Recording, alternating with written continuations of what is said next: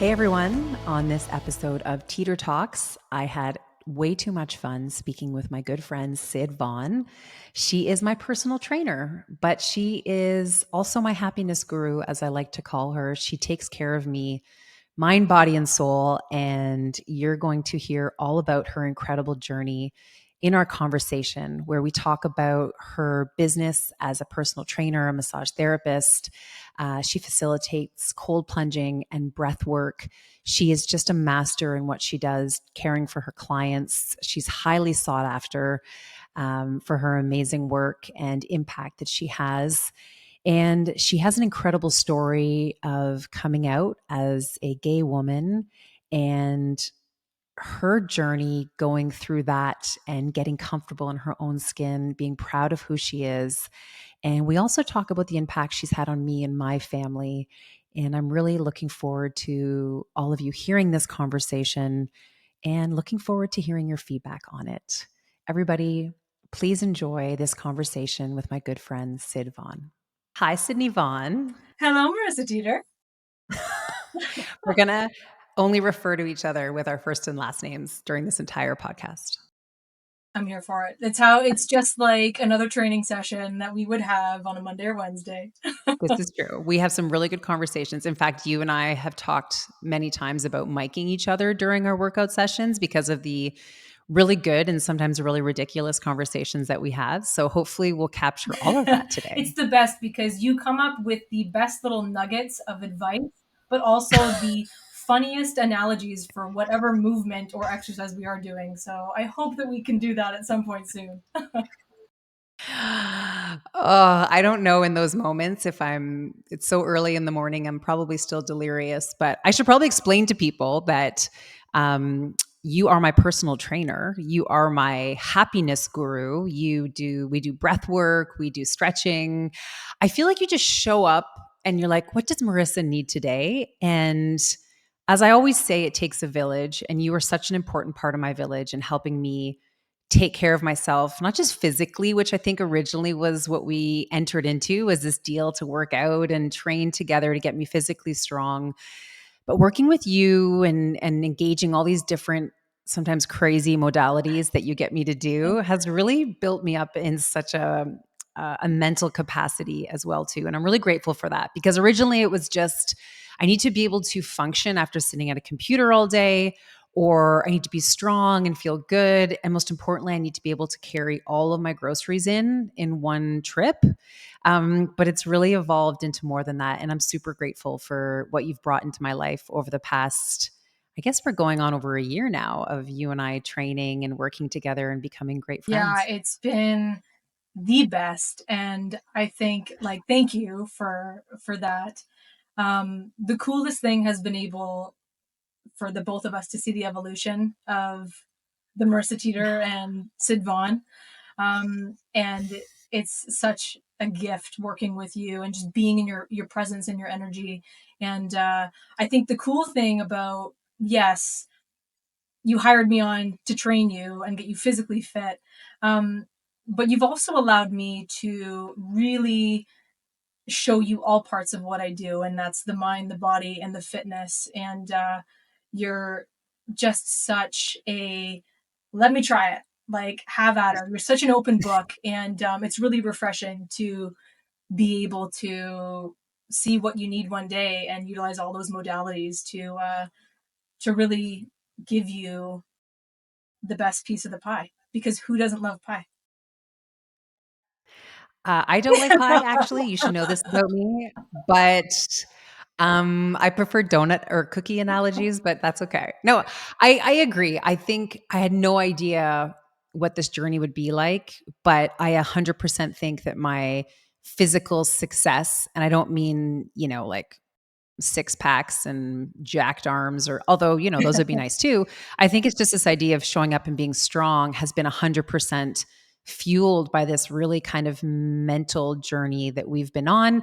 And we'll get to this later, but you're the only person that could convince me to get into a cold tub and do a cold plunge. You also convinced both of my two small children to get into a cold plunge tub. And they made it look so easy that I was not prepared for what I was in for when I jumped in after them. but I would hope everyone would have someone like you in their life who, and we'll talk about this. This is your gift, is really caring for the person and whatever that looks like. And I know your clients and your friends benefit from that in a big way. Um, I kind of want to go back a little bit because we only started working together for about a year ago, but I've known you for a very A long very time. long. Like, what did we figure out? It was like 14 years, maybe I something think like it's been that. about I'm 14 doing the years. mental math. Yeah, I met you when Yeah. I was 18. I was You're just a just a baby baby. and I'm going on 30 this year. So we've known each other, but it's really only been the last 2 years Hmm. we've actually been able to work together and build such a great friendship. So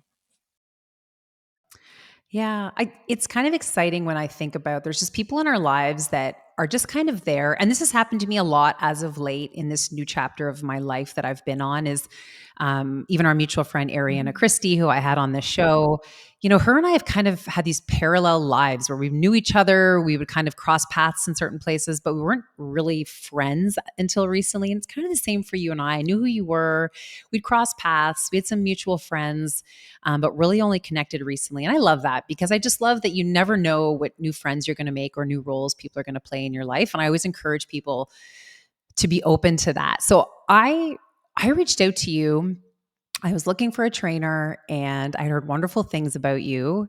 And we met and I just loved our first workout. You kicked my butt. I think you did that on purpose to show me that you were the boss and I loved every second of it. And I was like, well, I need to do more of this. But we had some really great conversations right off the bat, including one, as I remember it, kind of a tough, awkward conversation. And we're just going to dive Let's right into go. this today because I know you're willing to talk about it. And you've been such a big part of my journey and learning. And I will say this maybe before we jump into this tough topic for some, these are your experiences and your opinions and my experiences and my opinions that we're going to share today.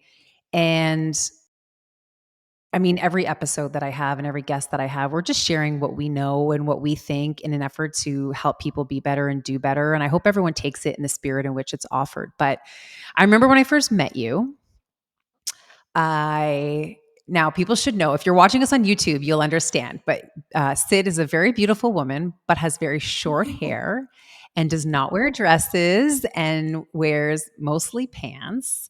And I wasn't, and I knew you were gay, but I didn't know, were you transitioning? What were your pronouns? I didn't know how to refer to you, but I wanted to ask you. And you were so wonderful in that first conversation when I was somehow brave enough to say, how do you want to be referred to? I don't even know how we asked it, but I remember you. Do you remember what you said to I me? didn't I just tell you I was a boring old lesbian? You did, you did. You're like, "I'm just a boring old lesbian." And we had such a good laugh and the ice was immediately broken and that was the beginning of Mhm. a lot of great conversations because you and I have since talked about the pressure that exists on those within the gay community and with outside of the Mhm. community to hurry up and label people to make sure we're not calling them the wrong things, referring to them in the wrong way, treating them the right or wrong way. I didn't want to mislabel you. I didn't want to use the wrong pronouns or make any assumptions about you. Um, and you and I have talked about this idea that in some way, and again, this is our opinion, it's a wonderful thing that in society, I think we've created more boxes Mhm. for people to fit into. It's great that we've got more boxes, but I think our nature is to still try to stick someone in a box, Oh, right? It's to absolutely. still try to figure out where people fit, Yeah. right? And I so appreciated you even having the courage to be like, well, Sid, what do you identify as? What are your pronouns? And like, I know that can be a really big question for people to ask because it can be uncomfortable. And you're the queen of doing hard things, Marissa. So it was definitely the icebreaker for you and I to really dive into both of our thoughts on humans being put in boxes. And so for me, yes, I present very masculine, short hair, the pants. I mean, I take pride in a lot of my suits. So I will say You do. You look good in your that. suits. You do. So, you know, I feel like when it comes to pronouns, there is a space that allows people to feel safe if they do identify, from a binary, non-binary, whether that be what's most comfortable for them. And for me, I feel like I identify as a she, her. I'm a female, I'm a woman, and I love that I'm a woman. But I also don't want to be in a box. Even as a lesbian, I mean, yes, I love women, but I don't feel like I have to be put in a box because I'm just human at the end of the day. And I mean, that can transition into really, it's just about loving people for who they are. And my identity and how I present myself is really just a form of expression with how I look. But my sexuality is really just one facet. It's a small piece to who I am. So Yeah. yeah, I'm a lesbian, cool. But at the end of the day, like there's so much more to me. And I really Yeah. struggle with that being such a focal point on like the first three things you're going to ask somebody is like, okay, well, what's your name? Where do you live? And are you like, are you married? Are you gay? Are you like, who are you? It's always got to be about your Yeah. sexuality. It's like, why does sexuality have to be like one of the first three things we talk about? That's my opinion. Yeah, it's kind of funny. No, and I mean, no one's ever asked me if I'm Mhm. heterosexual. I mean, I guess it's assumed that's the world we grow up in. Um, it's the piece that you mentioned about humanity that I think is really the conversation that you and I have quite often is, you don't want to be the poster child. You don't want to um, have to explain yourself or be identified based on who you love. You just want to be accepted for who you are. Who you happen to love is just a part of who you are. The same way who I love is just a part of who I am. It's not the most important part. You don't want to be defined by that, but for some reason it ends up, to your point, higher up on your list of who you are than perhaps mine would as a heterosexual woman. And what I especially love about our conversations was, and just the role you've played in my life, is the role you've played in my children's life, their lives over the last year, because watching them go through this journey and learning about you and learning about, the LGBTQ plus community, again, at their level, because they're 8 and 11, has just been so interesting. Because when I first met you, my kids were just as curious as I Yeah. am about your gender and your pronouns. My 11-year-old daughter asked me, like, is Sid transitioning? And I thought, oh my gosh, I don't know. And even the fact that she knows that is a long story. But again, my kids know, I would say, high level versions of all of this. I would say age appropriate versions of what all these things mean. But just the fact that they wanted to know in order to properly address you. And I so admire the fact that they've been able to get to know you as a human and see that, to your point, your sexuality has no bearing on these amazing little friendships you've built with them. And I'll be forever grateful for that, because they have really benefited from knowing you and learning how to love and accept people who are quote unquote different from them, by knowing you. I love your children. I love them so much. I I know feel you like do. I have the honorary auntie label now, so I do You cherish do. You that. do. But I Yeah. think that's the Yeah. cool thing with kids, and we can learn a lot from them because they don't Mhm. they don't judge. They are just curious. And I feel like, from, my point of view with, judgments kind of placed on the generations and, from the families and the parents, and like it's learned Mhm. behavior. So I feel like Mhm. even just my presentation looking very gay, very masculine, there's already that judgment. So how I show up in the world, I already feel like I'm being judged. There's already this perception of who I am or how I may be. So Yeah. the cool thing, People are trying to put you in a box. yeah, Yeah. right. They put me in the box, Yeah. and I'm like, throw me in my own box because my box is pretty cool. Yes. You it's so true. What's amazing what you said about, we can learn things from kids. Mhm. Like, I've watched my 8-year-old son I'm even thinking just even recently when we were at a beach with you and you had like a women's bikini on Oh with like a my modest bottom. god. And my son goes, "Is that a Speedo?" As if, like, surely you can't be wearing a female bikini, that you would be wearing a Speedo because you like to wear men's clothing. And it was so funny because obviously it was not a Speedo. And obviously it was just a women's sports bikini that I could have been wearing for that Right. matter. But I just love where their little minds go. And you're so open and accepting. And I have to say, you know, many years ago when the Black Lives Matter movement was just in its infancy, and I remember calling a friend of mine. I wasn't sure how to Mhm. handle it with my children. My kids were 4 and 6 at the time, and a lot of people were talking about how to talk about it with your kids. And here's a book, and here are resources. And I just wasn't sure that their little brains could process all this information. I think there was a part of me that was worried about putting thoughts there that didn't already exist, Mhm. about around Black people and racism. And so I called a friend of mine who, she's a Black woman. She's very active in the Black community. She's also a PR specialist, runs her own company. And I said, "How do I handle this?" And she goes, "Oh, Marissa, your kids are so young. Just teach them to love. Teach them how to love and accept other people. Use language like, in our family, we love and accept people who are different than us. In our family, we don't judge people who look different or who have different beliefs than us." She taught me how to teach my children values around love and acceptance and understanding. And I think I'm so grateful to her for that. But I think that came to life a lot in my children's relationship with you, in you giving them the space to just be curious, like you said, and just to accept and love you, but also to ask a million questions along the Yeah. way. And I think too, it comes down to, like you said, it's really just about learning to love and just loving people, but also respecting people. So ask 1,000 Mhm. questions. And I love that with kids and the curiosity. They just want to know. They're just such Yeah. curious creatures, and the love that your children have shines through, and the respect that they have shines through.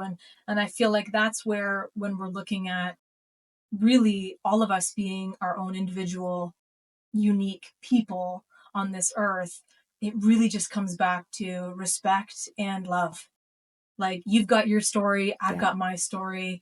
I've got short hair, you've got blonde hair. Like, whatever skin color, like whatever race, whatever gender, it really is about just taking people for who they are, loving them, just showing up with kindness. Yeah. Yeah. And I take so many lessons from my kids, which is so ironic because I spend a lot of time trying to teach them so many Mhm. things. But I think that's maybe the challenge around this topic with adults, is that we're not comfortable being as curious. We won't ask questions. We don't want to make mistakes. We don't want to say the wrong thing. Especially in this cancel culture society we live in, unfortunately, you don't want to say the wrong thing that will get you in trouble, even though you meant well and your intentions were good. And I think there's something about that willingness to ask questions, that fear of making a mistake that forces us to put ourselves out there anyways in the spirit of understanding. I mean, that's what I think a lot of the big issues, what we struggle with, is just ignorance, because people don't know, because they haven't asked questions. They're not informed, not because they don't want to know, but where do they get the right information? How do they sit down and have conversations with someone like you, who will give them the space and grace to understand? I mean, you've given us so much runway to ask you every question. I mean, I'm just thinking about that time we were at a restaurant. We were out for dinner. Do you remember Yeah, this? I do. With your mom and your friend and your partner at the time. And my 8-year-old son is kind of going around the table. "Okay, Sid, you're a lesbian." And then he looks at your mom and goes, "Do you have a husband?" And she goes, "No." He goes, "Oh, are you gay?" She goes, "No, I'm Yeah. divorced." And then turns to your straight friend and goes, "Are you gay?" She goes, "No." And then turns to your partner and goes, "So you're a lesbian?" "Yep." And so he kind of looks around, and then he goes back to his chicken fingers as if nothing happened, but he just wanted to Mhm. know. He just wanted to know so that he could address people properly, so we knew where everybody stood. And if adults took a cue from that, where we could speak openly, we can forge and have tough conversations, it would be a beautiful thing. Absolutely. And the beautiful thing about Beckett is that, he was just able to ask the question and get back to his meal. Like, it really wasn't that big of a deal. Yeah. Um, and I think it's Yeah. really cool because kids just bring such a light into my life, our lives. Um, but I mean, Hmm. I've been misgendered so many times. And the Oh, yeah. fact that someone is going to show up and ask a hard question is really vulnerable. And I love it because it allows me to then just say thank you for showing up and doing a hard thing. And I'll tell you what my pronouns are. I'll give you the space to feel comfortable and curious. And then we can just carry on and move forward. So Mhm. I feel like what I try to do and live by each day is really just leaving people better than I found them. But also just knowing that like it's going to be a positive experience so that people can get curious, they can ask these questions, and that um I mean, for me, I want people to ask these questions because the more we know, the better Yeah. we can be and the better we do. Yeah. And I mean, insert your tough, controversial, or maybe divisive topic here, right? Be it around politics, religion, various beliefs. I mean, I think we need to force more tough conversations. And now, not everyone may be as responsive as you are and as open as you are, but I do encourage people to try, because I think the biggest problem we have is not knowing, and we won't know until we know, which means we have to have the conversation. So, um, yeah, I'm eternally grateful for the conversations that we've had and the role you've played in my children's lives, and showing them that we love everybody regardless of who they love. And now, I do want to say to everybody, I have had tough conversations with my 11-year-old daughter, who will say to me, "But mommy, I love Sid." And we have other family members who are gay, some of them who've recently come out, and that's been a journey. But Hunter will say sometimes, "Mommy, I love these people, but I still think it's normal for a man and a woman to be together." And that's okay. And I say, I understand why you feel that way. I mean, everything you see, everything you experience is telling you that. And, I think it's okay to create some space for these kids to slowly process it, to understand that I get why you feel that way, but you can also turn around and treat people with respect, even if you don't fully understand or can't relate, right? Absolutely. Yeah. Hmm. So I could talk about this all day, but I also want to talk about the magic that is the work that you do. But I want to go back a little bit. And this is where I'm probably fuzzy on the details, because you and I have had so many conversations, but I don't think we've talked too much about your childhood, about little Sid, little Sydney, if you Little will. I don't think Sydney. anyone calls you that but your parents, No, right? it's Sydney, or it's Sydney Christina Vaughan, depending on what's been done. Oh, Yeah. goodness. Mm, mm. um, So let's go back. When you were young, what kind of kid were you? Like, what kind of how were you as a child? I had this like cute little blowout. Like every day my mom would give me a blowout. My mom's a hairdresser, so I was this bubbly Oh, yes. little just ray of sunshine. I had so much energy. I would wear this blue striped dress, and I remember this Hmm. uh, every day because I don't know why, because I really would opt for the pantsuit now. But I would just bop around in this little dress. I was curious. I was so full of life, um, with this like big old bob, this big hair bob. My mom would just give me a nice little blowout, so I'd always look all cute. But yeah, as a kid, I had a great childhood. I was very loved. Um, my parents got divorced when I was young, so I think that forced me to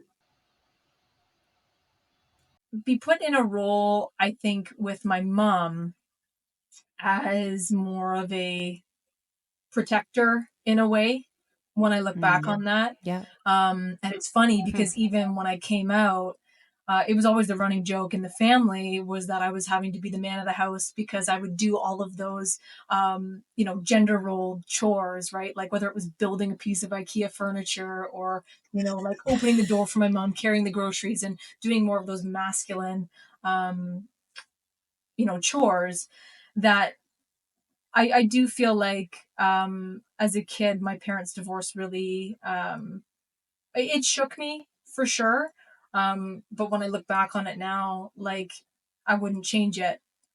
I wouldn't change it. I was Mm. very loved. I was always loved by my mom and dad, and that's something I'm forever grateful for. Um, but the journey to really discovering who I was as a kid, the sexuality piece actually came pretty early. Yeah. Hmm. Really? So I was about, I want to say like 7, 8, 9. I was such a tomboy. I was really into sports, so I played soccer.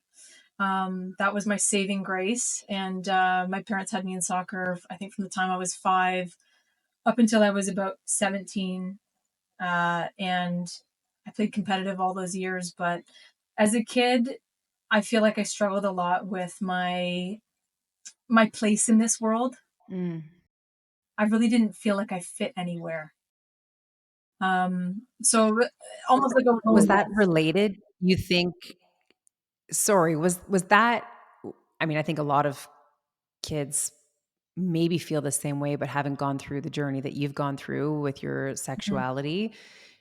Did when you say you figured it out young, what was it that stood out for you? And then when did you know? And then when did you tell your parents? Great question.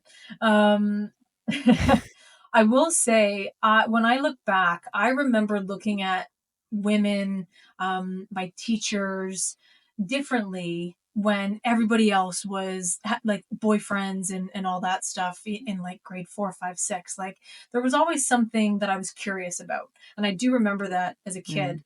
Um, but as you do, you just kind of continue on going with the norm. And it was only until um, high school, so I was about 14, 15. That was when my mental health started to take a little bit of a dip. Um, and I was really suppressing what I was feeling. And what I was Mm. doing was I was trying to be something I wasn't.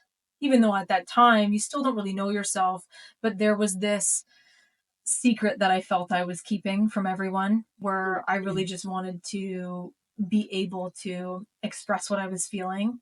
And maybe that was, that I was gay and that this was what I was curious about. But I kept that quiet for a really long time.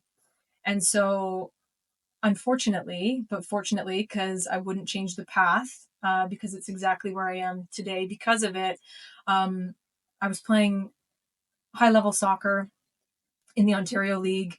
Um, I've loved my soccer career, but due to my own internal turmoil, was one of the reasons why I quit. So for me to take a step back from this sport that provided me so much safety, security, routine, Mm. purpose, and really seeing myself as an athlete, I just felt like I didn't have the mental capacity for it anymore. I was exhausted, I was tired, I was not happy. I had a lot of self-hate that was happening. More into my, 16 to 17, 18 um, years of age. Losing my train of thought on that Mhm. one. But um, I went down a bit of a path after playing high level competitive soccer, stopped working out. I was super fit. We had a trainer. And that was when I got into more booze, alcohol, partying, drugs, and some self harm at the time because there was this just layer of self hate because I did not want to accept the fact that I was gay. I I was really ashamed of it, and I feel like that came from just this place of not fitting in, not feeling like I was going to fit in with what society wanted me to be or how I was supposed to show up. And my parents were always super supportive and loving, but it was never a conversation that we spoke of, even though I presented very um, tomboy like, very more to the quote unquote, things that boys would do, etc. But um, it's the shower moment. So I think I was 18 at the time. I was working as a line cook in a kitchen. And it was that morning, I remember being in the shower and I was like, okay, Sid, like you've got two options. Number one, you can continue to go down this path of like this real dark self-harm, drinking. Like at the time I had no idea what I wanted to do with my life or my career.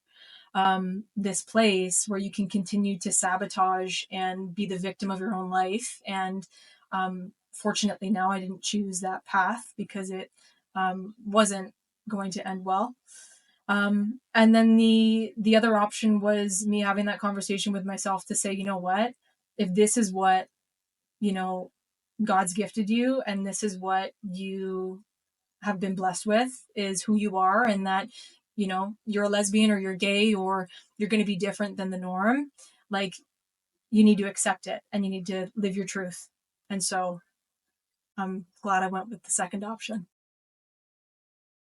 Me too. And thank you for sharing that. I don't know if we've ever gotten into that kind of detail. And it's so hard to think of you that way knowing you now Mm. because you're so comfortable in your skin. And I know it's like a daily work for all of us to show up I always say I got comfortable in my skin 5 minutes ago, but I I hear that and it's just remarkable to see how far you've come because you show up in life with such confidence and certainty in who you are and what you bring to this world.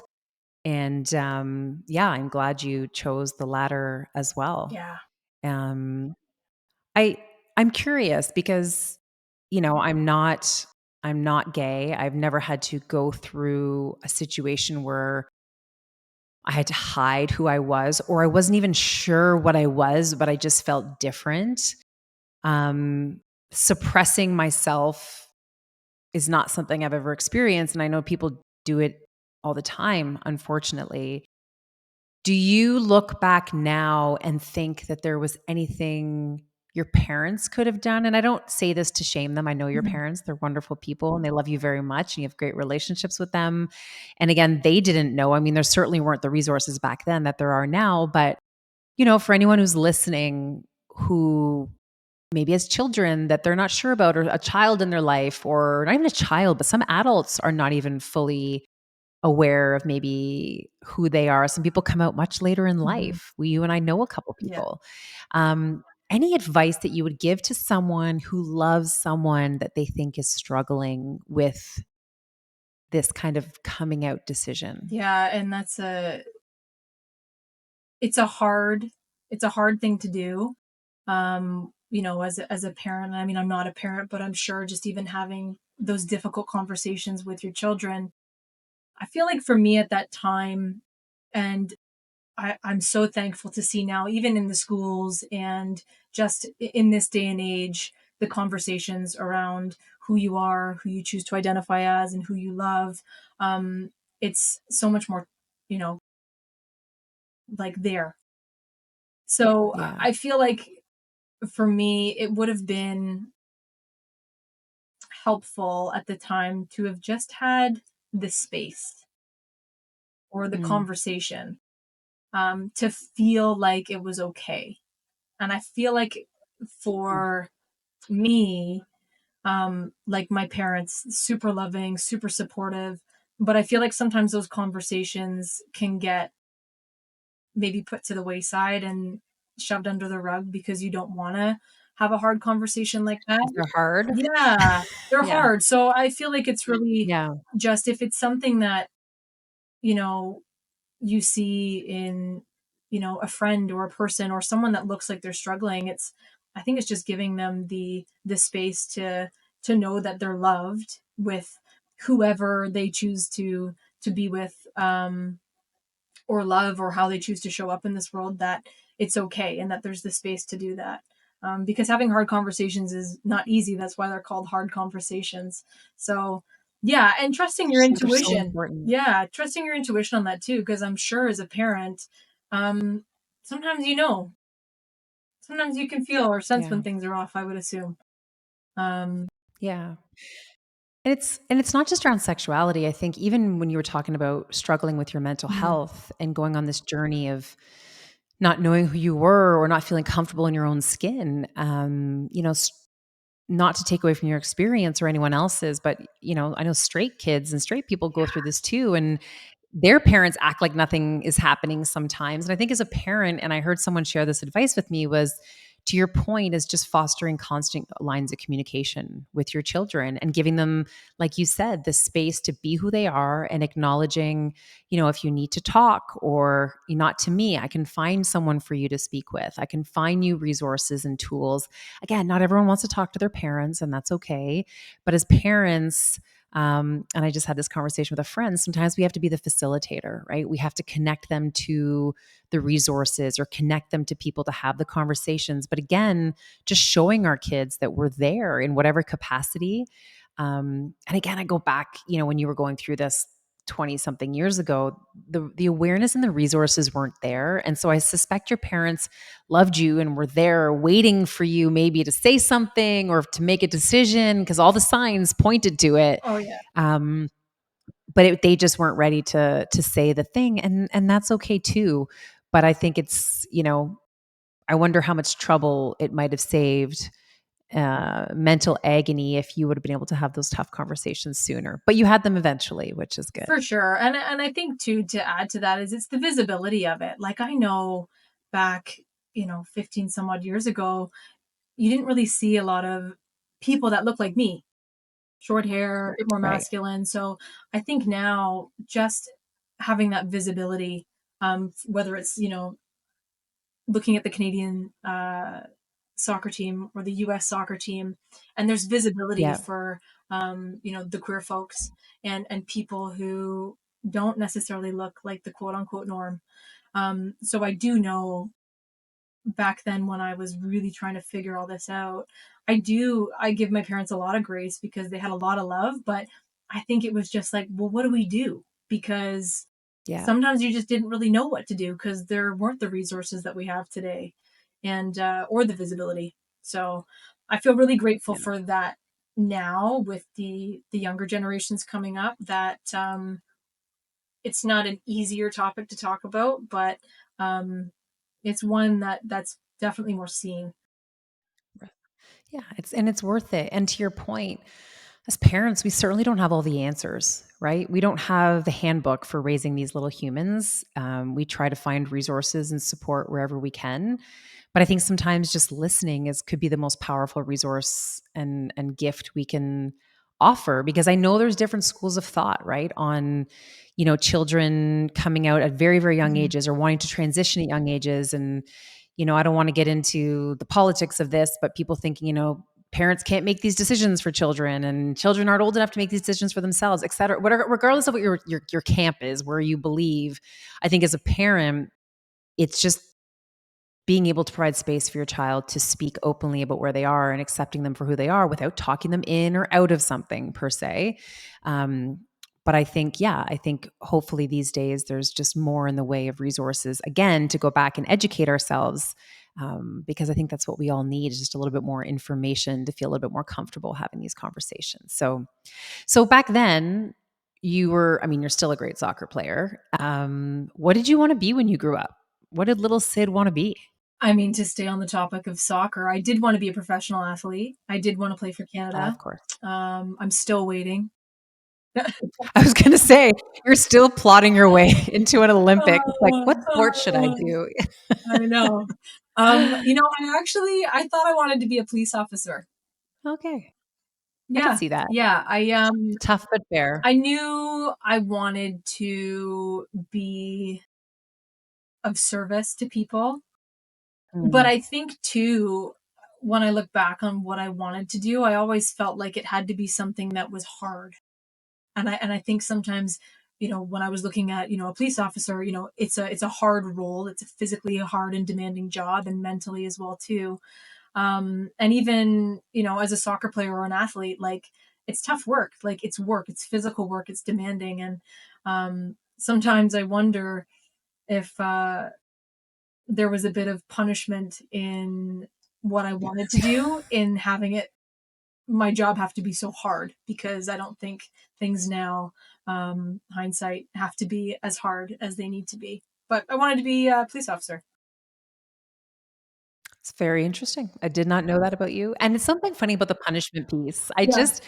I see I see that in the way, well, first of all, you do CrossFit, which is bananas to me. Anyone who does CrossFit, I have a huge amount of respect for you, but I like my shins intact. So I do not do CrossFit, but I see that. I see that your approach into how devoted you are to testing yourself and pushing yourself and testing your physical and mental capacity and capabilities. Which takes me to, okay, so we talked about you're a personal trainer, which you're phenomenal at. You are also a registered massage Mhm. therapist, which you're also very good Mhm. at. It's like the magic combination. You destroy me and then you put me back together. So I'm always grateful for that. But you also do breath work, and uh, you guide people through cold plunges as well. Mhm. So talk to me a little bit about your journey to find breath work and cold plunging, because we're hearing a lot about these biohacks, if you will, these days. And I know you've inspired a lot of people to try it, and it's been incredibly valuable in a lot of people's lives. But how did you find these modalities? Great question. And before we get into it, I would like to know what you wanted to be when you grew up, or when you were growing up. What did you want to do? Oh, me? Yeah. Ooh. If I'm being completely honest, I was obsessed with just being a mom. Like, I just wanted to be a mom. And then I went through a phase where I vowed I did not want to be a mom.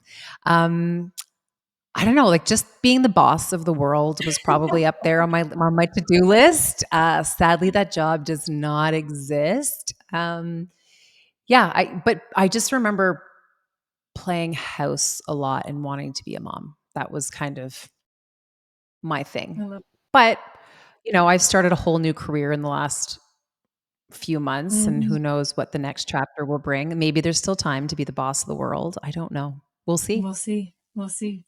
Uh, Not to pivot there quickly, but when it comes to breath work and cold, how I found breath work was, um, by mistake. Hmm. I I was in a long term relationship for about 7 years, and after leaving that relationship, and not on the best of terms, I was just completely lost. I spent a lot of my 20s, not having that time to really get to know who I was on my own, and really get to know Sid. What does Sid like? What does Sid, uh, want to do? How does Sid want to show up? So there was this piece, for me, when I left that relationship, where I felt just completely lost. I was heartbroken. I was empty. And I really didn't know who I was. Truthfully, did not Hmm. know who I was. And at the time, one of my friends from massage therapy school said to me, she's like, "Why don't you come to a yoga class, next Friday?" And I was like, "I'll do anything at this point." I mean, I've been operating my business for the last 10 years now. So it really wasn't something that was new for me, but it was like, oh, right, I need to start taking care of myself again. So yoga would be great. So I end up, it was this class in Kitchener. So I end up on this mat, right? And at the time, I was not thinking like clear or anything. I'm signing these liability waivers, and I'm not really reading anything, because I'm like, Always sure, a good like, sign. here, take my, like, sign my life away. And we're on the mat, and I'm laying down on this mat, and Monica, a great somatic breathwork instructor, um, she starts talking about what the class is, and I remember seeing somatic breathwork on social, and it was where these people would breathe, and they would have these physical and emotional releases.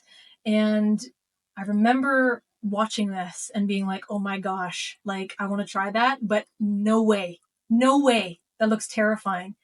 So I'm laying on this mat and I've signed my life away. So I'm like, okay, well, I'm already here and the class is about to start. And I was like, oh my gosh, I'm like, I can't leave. I'm like, I can't leave. And knowing my nature, I was like, don't tell me to do something and like give it a good shot. And I'm just gonna be like, no, no, no, I'll pass. Like, of course I'm gonna go like 0 to 100 and give it a good go. So You're gonna be the best breather of all oh my time. Yeah. gosh. And I do know someone like that as well. I don't know what you're talking about. Yeah. But I was laying on the mat. We start the class, and it was a wild experience to say the least. Hmm. We went through Wim Hof style breath techniques, like that big deep inhale for about 2 seconds and a big exhale for two, which is that like cyclical hyperventilative technique, which I know now. And it was an hour. So I was on this mat for an hour, just deep breathing. My body started to tense up. I was crying. I was yelling. I was smacking the pillows that were put beside me. And I remember after the class, I was even more curious. It was the first time within like that year after leaving my relationship, I felt a little bit more clear. I felt a little bit more grounded. Hmm. And I was like, what is this? This is cool. But this is also terrifying. And there were a lot of things that were coming up for me personally, um, from my past, you know, emotionally, a lot of like these visions that I was having, these memories that were coming up, and being a body worker, like I mean, so much with the research in fascia and even breath work now with the mind body connection and the body keeping score that finding this breathwork class and experiencing it for myself, I knew that there was something special here, and I got curious. I continued on with breathwork for the next year, and then I ended up getting myself certified in breath and cold. And it's so funny as you talk about this because I said it earlier on that you're the only person that could get me to sit in a tub full of freezing cold water and ice. But you're also the only person that could get me to hyperventilate and breathe very loudly in front of a group of people. Like, forget by myself, but in front of a group of people. Um, and I love that about you is that I would have written off a lot of these techniques if it wasn't for you introducing them to me. It would have been my nature to be like, nope, nope. And although there are still things that you want me to do that I refuse to do, We're still trying. which we'll yes, we'll save those for another day. Although you did bring crystals back for my children from Costa I did. Rica, and they charged them under the moonlight, and I blame you for that. But that's You're okay. We'll welcome. we'll take that up another time. But I I've seen the impact of your work firsthand. I mean, you are very well known for what you do. You're highly sought after. I would dare I say you're a breath and plunge uh, expert and coach to the stars. You've worked with some very renowned people. You do group sessions, you do one-on-one sessions. It's immensely therapeutic and something really powerful that a friend and I were talking about recently is that sometimes people look to treat things with really extreme treatment strategies, as opposed to sometimes doing things that may seem a little bit alternative or off the beaten path, but that are very much grounded in impact and results. And people have been doing these things for many years, and we're maybe just hearing about them now, or they're becoming more mainstream now. So I love that you've made these modalities that maybe seem a little bit different and you've combined them with your more traditional approach and personal training and massage therapy to really create this holistic synergistic approach, if you will, to wellness to treat the person inside out and outside in. And I've seen the results you've had, which is why you're highly sought after. You're very good at what you do. And I'm afraid to lose you to the stars all the time because I need you in my life, Sid Vaughn. So yeah, I'm very impressed. Talk to me about your business though, because it's been an evolution. You started, you've been at this for over 10 Mhm. years. You started training and in massage, and it's evolved doing one-on-one and group and things like that. Talk to me about being an entrepreneur in the service space where you're one person with two hands, there's only 24 hours in a day. What kind of advice do you have for people looking to grow and scale and evolve and expand their small businesses? I think it has to start with dreaming big. That's a number one Mm-hmm. there, is really not limiting yourself to um, what it is that you desire, the life that you desire to have. Um, but I also look at my business from the perspective of how can I help more people?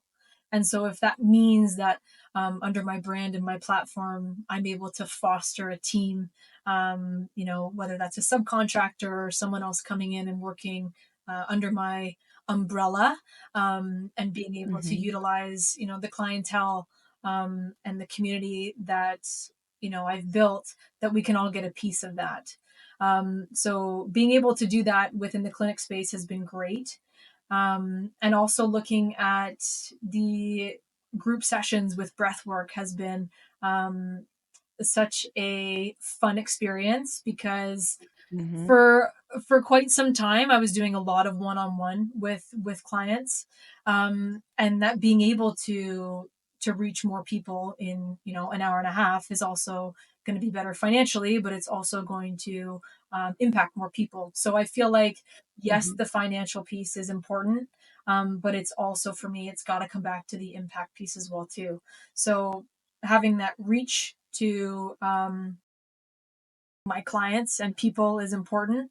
But then also just knowing that if I want to have a team of 10, if I want to have an online course that I am currently in the process of building out as well too, that there are always options, and really finding Mm-hmm. that niche market and what makes me unique, and being able to find different modalities or resources that can be passive for myself, but also to still keep um, my career exciting.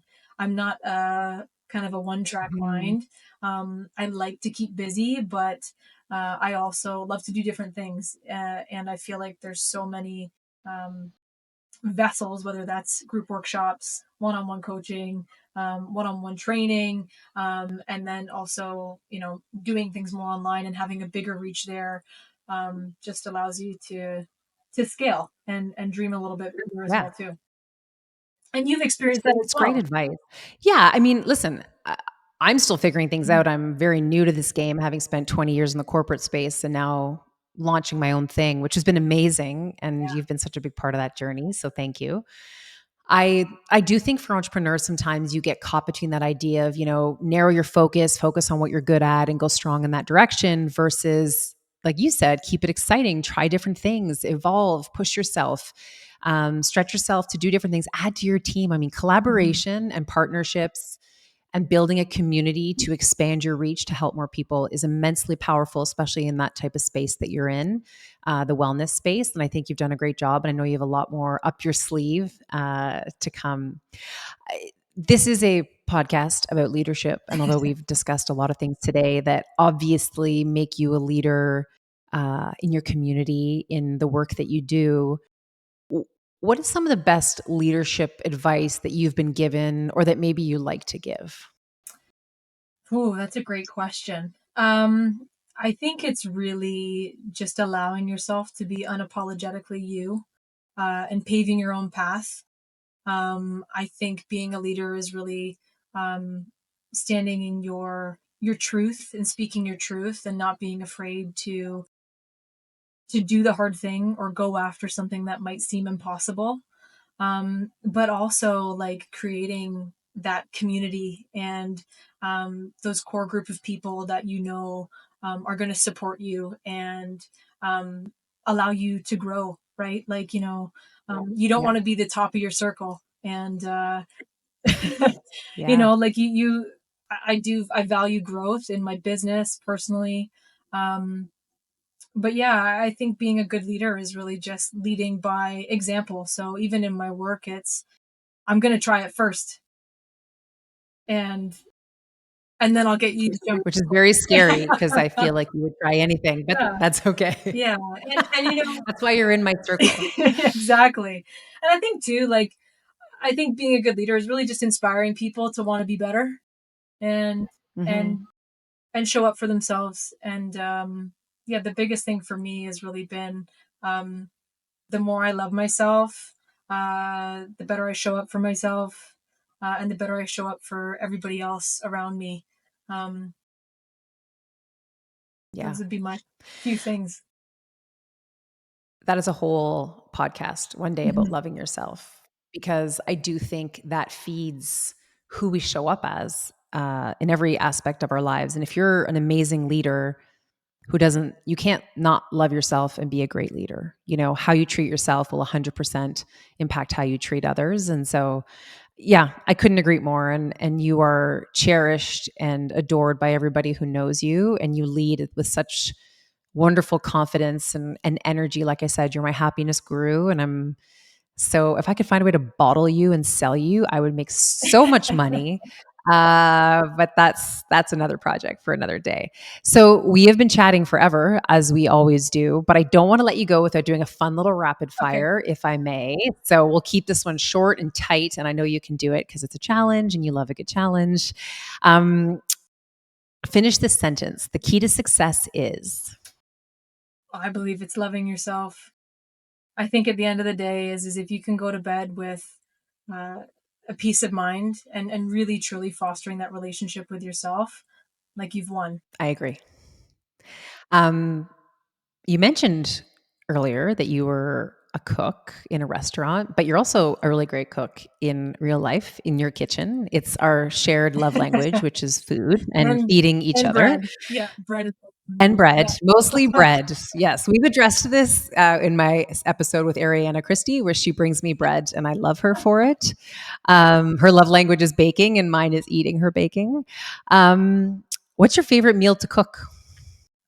Pasta, homemade pasta. I Mm, love what kind of sauce? So I love to do a cream-based sauce with mushrooms, pancetta, onion, a nice steak, and just homemade noodles. That's what I love to make. That's my favorite. That's my go-to. Anybody that comes over, Sid's making pasta. Ooh, okay, well, just let me know when I can come over for pasta. It's actually funny that I've Yeah. never been to your house for dinner, now that I think about I that. know, but Marissa, it's so hard to get you to leave the house sometimes. I do I do love being in my house. Do you deliver? Can you come and cook Oh, in come my cook in the house? kitchen. We'll we'll figure it out. What is your favorite hobby outside of the gym and work? Oh, that's always a tough one because I love working out and it will forever be my hobby. But I do play the Mhm. guitar. I like to kick back. You I do? do. Yeah. Well, just learned something new I do. today. Yeah. Wow, good for I play you. the guitar and that for me is really it's relaxing, it's creative. Um, that's something I like to do in my spare time. Well, when you deliver that pasta dinner, you can bring your Will guitar I and play for me. serenade Yes, the that pasta sounds to perfect. you? We will love that. That would be great. When is the last time you tried something new, and what was it? Well, so here's the thing. I'm trying something new. So I'm not the strongest swimmer. And Oh, yeah. I decided because, I want to do an Ironman in the next 5 years. I also have always wanted to just be a really good swimmer. And for my friends that know me, I'm an okay swimmer, but I can't dive. So I have this fear of like diving into the water because I feel like I'm going to hit glass. So, anyway, I found myself a coach, and this is me doing something hard. And it's funny because it's fitness, it's physical. It's like, oh, Sid should be able to swim. And it's like, no, but I will be. So that's a new thing I'm going to be trying. Good for Yeah. you. I love asking people this question because either some people struggle with it because we, as adults, as we get older, we don't generally tend to learn new things Mhm. for a million reasons, mostly because we don't want to break our Yeah. bodies. Um, or people have really crazy answers that are, I'm just in constant awe of people's ability to do brave things. So, congratulations, Thank friend. you. So listen, you and I will likely continue this conversation when I see you tomorrow. But I want to thank you for being on my podcast. The greatest thing about having your own podcast, I have to say, is well, first of all, it's been such a gift not having to go very far in my circle to find amazing people to speak to. But I just get to have great conversations with amazing people. And you are one of the most amazing people that I know. I'm grateful for you and everything you've brought to my life since I have met you and got to know you. And I look forward to seeing what else you have in store, and everyone should check you out. Remind everybody where we can find you. You can find me on Instagram at Sid Vaughan or at sydneyvaughan.com. But Marissa, it's been such a pleasure, and I'm so honored to be on your podcast. I love our conversations and our friendship, and I'm so grateful for you. So thank you so much. And I'm super proud of you because you're doing amazing things in this world. Thank you. You were the great. See, you're my happiness guru. You make me so happy. This was time well spent. Always. All right, friend, take care of you, and I will talk to you I'll soon. see you in the morning. See you in the morning. Bye.